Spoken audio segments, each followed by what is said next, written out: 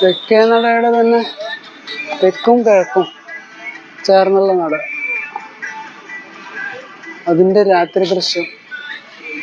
ലൈറ്റൊക്കെ ഉണ്ട്, പക്ഷെ പല പല പല പല വലിയൊരു കാട് പോലെ അവിടെ നടക്കുന്ന കുറെ സംഭവങ്ങൾ.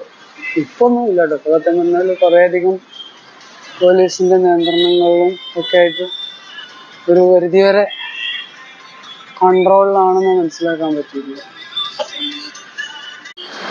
വടക്കുംനാഥന്റെ തെക്കേ നടയില് നല്ലൊരു അടിപൊളി ഭണ്ഡാരമുണ്ട് ഇവിടെ റോഡ് സൈഡിനോട് ചേർന്നിട്ട്. പിന്നെ അണ്ടർഗ്രൗണ്ട് പാസേജ്. ഈ അണ്ടർഗ്രൗണ്ട് പാസേജ് കുറച്ച് കഴിഞ്ഞാല് അതിന്റെ ടീം ക്ലോസ് ചെയ്യും.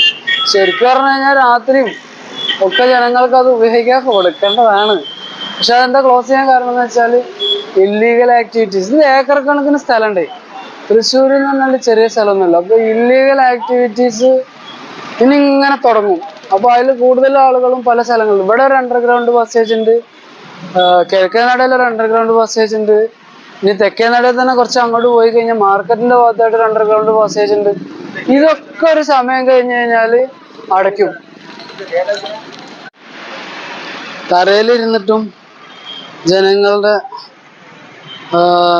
രസകരമായ സംഭവങ്ങളും, അതായത് ജനങ്ങൾ ആസ്വദിക്കുന്ന ഒരു പ്ലേസും കൂടെയാണ്. അവിടെ പണ്ഡിതനെന്നോ പാമരനെന്നോ ഉള്ള ഒരു വ്യത്യാസമൊന്നും ഇവിടെ കാണാൻ പറ്റില്ല. തറയില്, അതേപോലെ പുല്ലില്, നിലത്ത്, എല്ലായിടത്തും ആളുകൾ. ഇപ്പോ പറഞ്ഞ പോലെ ഇണക്കിരികളാണെങ്കിൽ അവർക്കാണെങ്കിൽ ഇവിടെ സോഫയും കാര്യങ്ങളോ ഒന്നും ഇല്ലല്ലോ. പക്ഷെ അവര് നല്ല വ്യക്തമായിട്ട് പ്രണയിക്കാനായിട്ടും എല്ലാ കാര്യങ്ങൾക്കും വേണ്ടിയിട്ട് ഉപയോഗിക്കുന്ന ഒരു വലിയൊരു നട തന്നെയാണ് ശരിക്കും പറഞ്ഞാൽ തെക്കേ നടയോടനുബന്ധിച്ചിട്ടുള്ള ബാക്കി ഏരിയകളും.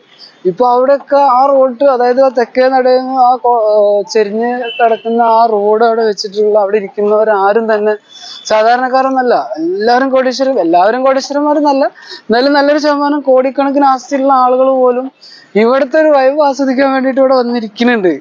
അതൊരു രസകരമായ സംഭവമാണ്. അത് ഈ വൈകുന്നേരങ്ങളിൽ. അല്ലാത്ത സമയത്ത് ഈ പറഞ്ഞ പോലെ അഷ്ടിക്ക് വകയില്ലാത്തവർ വന്നിട്ട് ചിലർ കുരുവിക്ക് തീറ്റ കൊടുക്കുന്ന സംഭവങ്ങൾ ഇവിടെ ഉണ്ട്. തീറ്റ കൊടുത്തു കഴിഞ്ഞാൽ തീറ്റ ഒന്നൊന്നര തീറ്റയാണ് കൊടുക്കുക. അത് വേറെ. അപ്പൊ അങ്ങനെയുള്ള കുറെ കാര്യങ്ങളുണ്ട്.